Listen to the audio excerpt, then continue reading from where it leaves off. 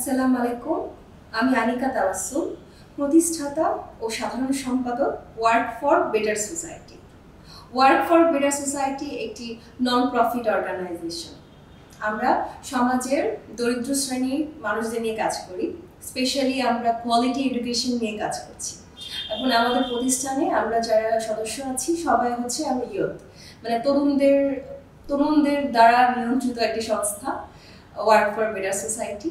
এবং আমরা চাই যে আমরা বাংলাদেশের যে পুয়ার সোসাইটিগুলো আছে সেখানে ডেভেলপমেন্ট করতে চাই। আপনার প্রতিষ্ঠানটি কত বছর যাবত শুরু করেছেন? আমরা তখন সবাই স্টুডেন্ট, সবাই স্কুলে পড়ি।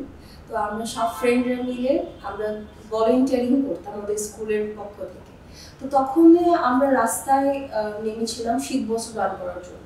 তো তখন একজন পথশিশু এসে আমাদেরকে বলছিল, আপুরা আমরা তো পড়াশোনা করতে চাই, আমরা শীত বস্ত্র চাই না। 2016 সালের ঘটনা। তো তখন থেকে আমরা সিদ্ধান্ত নিয়েছিলাম যে আমরা বাংলাদেশে এমন একটা প্ল্যাটফর্ম গড়ে তুলবো যেখানে পথশিশুরা এবং সুবিধাবঞ্চিত শিশু যারা আসলে পড়াশোনা থেকে পিছিয়ে কিংবা খাবার পায় না পরিপূর্ণভাবে, তো তাদেরকে আমরা একটা প্ল্যাটফর্মে নিয়ে আসবো যেখানে তারা ফ্রি অফ কস্টে পড়াশোনা করবে এবং ফ্রি অফ কস্টে তারা খাবে। দেন শুরুটা কখন, কিভাবে সুন্দর করে শুরু করলেন, কতজন স্টুডেন্ট দিয়ে? আমরা প্রথমে শুরু করেছিলাম মাত্র 6 জন স্টুডেন্ট নিয়ে, তাও একটা পার্কের মধ্যে, মানে বিভিন্ন উত্তরার একটি পার্কে আমরা একটা ছোট বোর্ড দিয়ে আমরা সবাই মিলে বাচ্চাদেরকে পড়াতাম। তারপর আস্তে আস্তে আস্তে আস্তে 30-40 জন হয়ে গেল বাচ্চারা। আমি তাদেরকে খাবার দিতাম এবং খাবারের বিনিময়ে তাদেরকে আমি খাতা দিতাম এবং তাদেরকে আমরা পড়াতাম এবং হাতে কলমে যে শিক্ষাটা করে। তো এই মানে আমাদের শুরুর যাত্রাটা এরকমই ছিল। আচ্ছা, এরপর অবস্থানটা এখন বর্তমানে কতজন সেখানে স্টুডেন্ট আছে, কোন কোন সুবিধার কারণে তারা এখানে পড়াশোনা করে? আচ্ছা, তো আমরা যখন দেখেছি যে আমরা রাস্তাঘাটে বেশি দিন আমাদের মানে সাবস্টেইন করতে পারছি না বাচ্চাদেরকে, মানে টেকসই করার জন্য আমরা একটা জায়গা ভাড়া নিয়েছি যেখানে আমরা 2020 সালের ঘটনা, 2020 সালে আমরা একটা জায়গা নিয়েছি ভাড়া হিসাবে। তো ওইখানে আমরা শুরু করেছিলাম 50-60 জন বাচ্চা নিয়ে। তো 2020 সাল থেকে এখন 2025 আমাদের কম 150 জন বাচ্চা আছে যারা রেগুলার আমাদের স্কুলে আসে। আমাদের স্কুল থেকে তারা পড়াশোনা পাচ্ছে। ক্লাস প্লে থেকে আমরা ক্লাস 5 পর্যন্ত এখন পড়াচ্ছি। তো প্লের থেকে 5 পর্যন্ত যে নর্মাল একটা স্কুলে যা যা পড়ানো হয় আমাদের স্কুলের বাচ্চারা সেম একাডেমিক ফর্মেটেই পড়াশোনা করছে।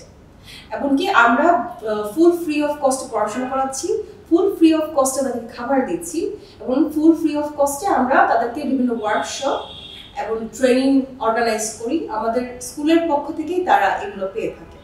একটু যদি মানে জানতে চাই যে বলেন যদি যে আসলে ফান্ডিং এর ব্যাপার সব জায়গায় থাকে, বাচ্চাদের পেছনে খরচ, স্কুলের ভাড়ার কথা বললেন, তো এগুলি মানে কিভাবে আপনারা রপ্ত করেন, কোথায় অর্থায়নটা পান, কিভাবে ক্যারি করেন?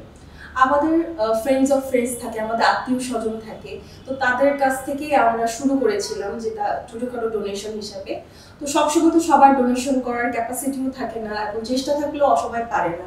তারপর আমাদের ফ্রেন্ডস অফ ফ্রেন্ডস এর মাধ্যমে আমরা বিভিন্ন কোম্পানিতে বিভিন্ন জায়গায় দৌড়াদৌড়ি করছি, ছুটছি যাতে আমাদের প্রতিষ্ঠানটা ছুটে না যায়।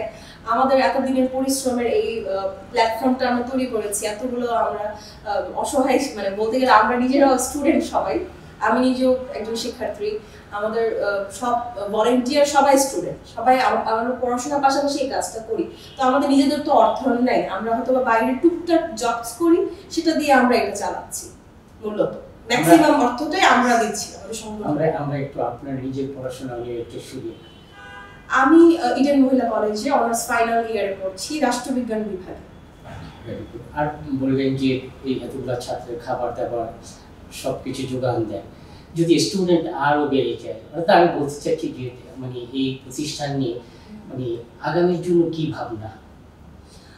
আমরা যখন শুরু করেছিলাম তখন আমরা চিন্তা করেছিলাম যে আমাদের বিদ্যাসভা, আমাদের যে এই প্ল্যাটফর্মটা, এটা একদিন অনেক বড় হবে, একটা বড় ক্যাম্পাস থাকবে এখানে। তখন হাজার হাজার পথশিশুরা ঢাকায়, আমরা যেহেতু অবস্থান করছি ঢাকায়, ছিন্নমূল শিশুরা এসে এখান থেকে খাবারের বিনিময়ে পড়াশোনা পাবে। এবং আমরা চেয়েছিলাম যে আমরা ছোট মেধায় যতটুকু আমাদের ক্যাপাসিটি এসেছে যে আমরা হাজার হাজার পথশিশু, ছিন্নমূল বাচ্চারা আমাদের প্রতিষ্ঠানে এসে আশ্রয় নেবে এবং একটা প্রপার গার্ডিয়ানশিপ পাবে আমাদের সংস্থার মাধ্যমে, যেটা আমরা প্ল্যান করেছিলাম। একটা সুন্দর ক্যাম্পাস থাকবে, একটা সুন্দর একাডেমিক পড়াশোনার একটা ব্যবস্থা থাকবে ক্যাম্পাসের মধ্যে যা হয়। একটা ছোট করে শেল্টার হোম করার ইচ্ছা ছিল আমাদের, যে যারা একেবারে হতদরিদ্ররা, রাস্তায় থাকার ব্যবস্থা নেই, যেন কিছু বাচ্চা আমাদের ওই পড়াশোনার পাশাপাশি তারা একাডেমিক ভাবে থাকতেও পারে, এই সুবিধাটা চেয়েছি। দেন একটা সুন্দর ল্যাবস হবে, ল্যাবরেটরির মতো, যেখানে তারা গবেষণা করবে আমাদের বাচ্চারা, যেমন যাতে তারা নিজেদের কোয়ালিটি নর্মাল একটা স্কুলের মতোই তারা আমাদের থেকে কোয়ালিটি এডুকেশনটা পায়। এমনকি আমরা দামি দামি ট্রেনারদেরকে নিয়ে যাব আমাদের ক্যাম্পাসে, যেখানে তারা সুষ্ঠু সম্পন্ন যেটাকে বলে আর কি ট্রেনিং এর মাধ্যমে তারা যেন একজন পরিপূর্ণ মানুষ হতে পারে। তো এই ফ্যাসিলিটিস গুলো আমরা দিতে চেয়েছিলাম। এমনকি আমরা চাই যে আমাদের ক্যাম্পাসে নিরাপদ ভাবে একটা ব্যবস্থা থাকুক, যেখানে বাচ্চারা এসে খেলাধুলা করতে পারবে এবং পড়াশোনার মধ্যে সেগুলো থাকবে না। তারা বিভিন্ন টুর্নামেন্টের জন্য প্রিপারেশন নিবে এবং ন্যাশনাল লেভেলের যে প্রতিযোগিতাগুলো হয় সেগুলোর জন্য প্রস্তুতি নেবে। এমনকি কালচারের যদি বলি, আমাদের এখানে টিচার্স আরো দরকার। আমাদের টিচার্স এখন খুবই কম, মাত্র 6-7 জন। এতগুলো বাচ্চার জন্য এই কটা টিচার কম, পর্যাপ্ত নয়।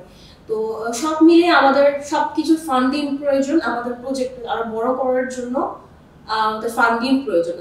আমরা চিন্তা করতেছি এইভাবে যে এটা বিগত সামনের 100 বছর যেন আমরা এই প্রজেক্টটা টেকসই করতে পারি।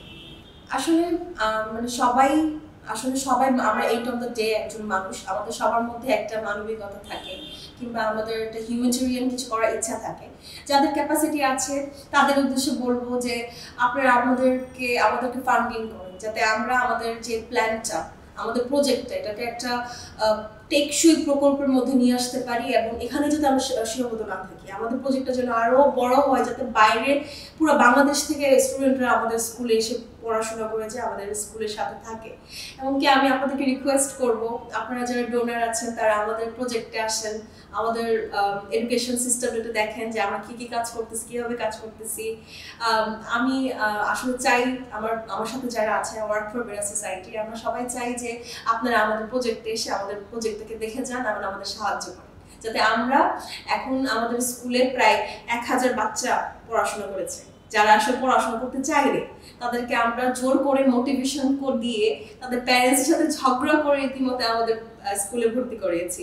তো এই প্রজেক্টটা যেন এখানে ভেঙে না পড়ে, আপনারা আমাদেরকে ডোনেশন দেন, যাতে আমরা আমাদের এই কাজটা আমাদের মানে আরো সামনের 100 বছর পর্যন্ত যেন এটা চালাতে পারি। আসলে এই অনাথ শিশুদেরকে নিয়ে আনিকা তাবাচ্চুমের স্বপ্ন একা যুদ্ধ করে এটা স্বপ্ন বাস্তবায়ন করা খুবই কঠিন। আমরা চাই আনিকা তাবাচ্চুমের সঙ্গে সারা দেশবাসী, সারা বিশ্ববাসী থাকুক। আহ্বান করব এ ধরনের মানবিক কাজে আপনারা সবাই এগিয়ে আসবেন। ধন্যবাদ।